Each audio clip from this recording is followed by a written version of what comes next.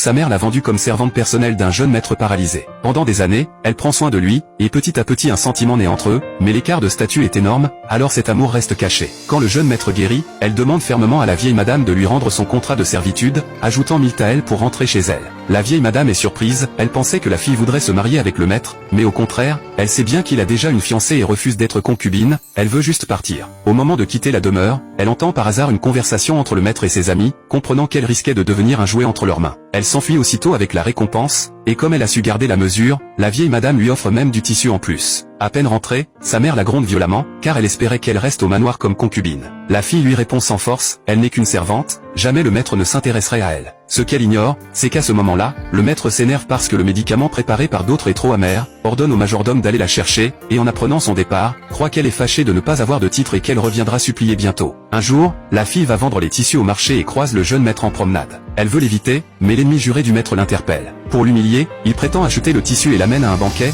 où il propose publiquement de la prendre comme servante de lit. La fille répond qu'elle est désormais libre et qu'elle veut seulement trouver un bon mari. L'ennemi en profite pour se moquer, après tant d'années à s'occuper du maître, elle se presse de se marier dès qu'il guérit. Le maître, pour sauver la face, déverse sa colère sur elle, persuadé qu'elle veut le forcer à l'épouser. Sa fiancée intervient pour calmer la situation, mais la fille, pleine de chagrin, s'en va et finit par se perdre. Elle se réfugie dans un vieux temple en ruine, et repensant à tout ce qui s'est passé, elle pleure et laisse tomber tout attachement pour le maître. C'est alors qu'un domestique entre et lui demande si elle a besoin d'aide. Elle explique qu'elle s'est perdue et veut juste être ramenée en ville. Le domestique hésite, car la voiture est occupée par le fils du prince, mais celui-ci accepte. Au moment où elle s'apprête à monter, elle aperçoit un cadavre de femme, et avant même de réagir, le fils du prince la tire dans la voiture.